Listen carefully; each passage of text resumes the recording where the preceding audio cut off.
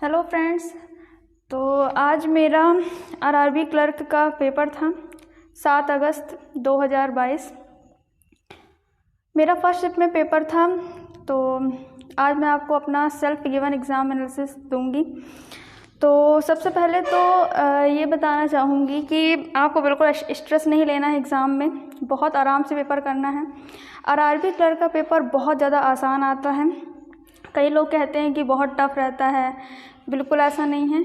आप बिल्कुल आराम से कोई भी क्वेश्चन अटैम्प्ट कर रहे हैं उसको अच्छे से पढ़ें, शुरू से लास्ट तक पढ़ें।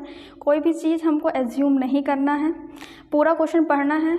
अगर आप क्वेश्चन को आराम से नहीं पढ़ेंगे तो आप जो लिखा है उसका उल्टा ही पढ़ लेंगे।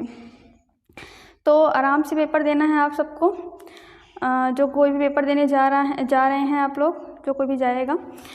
तो चलिए स्टार्ट करते हैं। रीजनिंग से स्टार्ट करते हैं। रीजनिंग में अगर बात की जाए तो पजल की सबसे पहले मैं बताऊंगी। तो 5 पजल हैं, सर्कुलर अरेंजमेंट था, 7% इनसाइड थे। फिर इसके बाद दूसरी जो पजल थी वो थी मंथ बेस्ड, जिसमें से 6% मंथ बेस्ड और 2 डेट्स थी। शायद 11 और 12 2 डेट्स थी, उनमें मतलब अरेंज करना था 6% को। थर्ड जो पजल थी वो थी फ्लोर बेस्ड, जिसमें 7% थे, उनको भी अरेंज करना था। ये तीनों ही पजल का जो लेवल था वो बहुत ही इजी था, तो बहुत ही ड्यूरेबल था, आसानी से कर सकते थे। अब आते हैं मिसलेनियस में। मिसलेनियस में 3 ब्लड रिलेशन थे और 5 सिलोजिज्म, 5 इनइक्वलिटी और 5 जो थे 3 लेटर के जो रहते हैं वर्ड्स, 3 लेटर के वो थे। 5 अल्फ़ा न्यूमेरिक सीरीज़ थी और एक पेयर वाला था जो कि नंबर वाला था, जिसमें पेयर बनाने होते हैं। एक था मीनिंगफुल वर्ड। तो ये था रीजनिंग का। जितने भी ये मतलब मिसलेनियस क्वेश्चन थे वो भी इजी ही थे, लेवल इन सभी का बहुत इजी था। बस हमको क्या करना था, क्वेश्चन को पढ़ना था। जो ये सीरीज़ की अगर मैं बात करूँ, ये 3 लेटर वाली, तो वो भी टफ नहीं थी, वो भी बहुत ही आसान थी। और बस क्वेश्चन को थोड़े क्वेश्चन लंबे लंबे से थे, लेकिन था कुछ नहीं उसमें, बहुत ही ईजी था, आसानी से किया जा सकता था। तो नेक्स्ट सेक्शन में चलते हैं मैथ में। तो मैथ की अगर बात की जाए तो मैथ में 15 सिंप्लीफिकेशन थे, जो भी इनका लेवल भी काफ़ी इजी था, कुछ भी नहीं था, बस करते जाना था आराम से, क्वेश्चन आसान थे। अगले बढ़ते हैं तो 5 मिसिंग सीरीज भी इजी ही थी, बहुत ही ज़्यादा आसान थी, तुरंत ही बस किसी में डिफरेंस बन रहा था 31 का, किसी में मतलब मल्टीप्लिकेशन बन रहा था 1 2 4 इस टाइप का, तो बहुत ही आसान था। अब बढ़ते हैं डीआई की तरफ।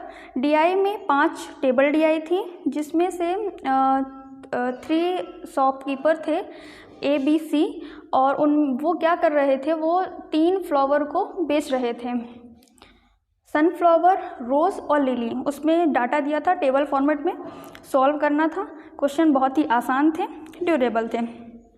एक डीआई थी line graph.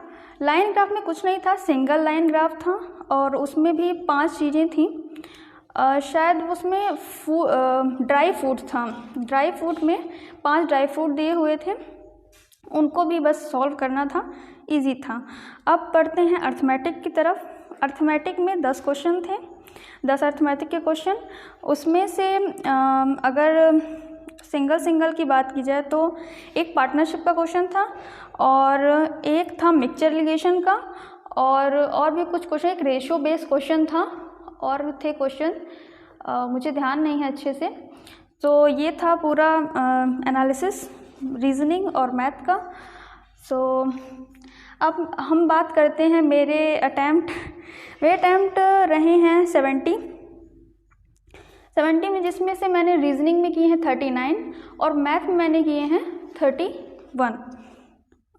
Yes, okay, that's it, good bye.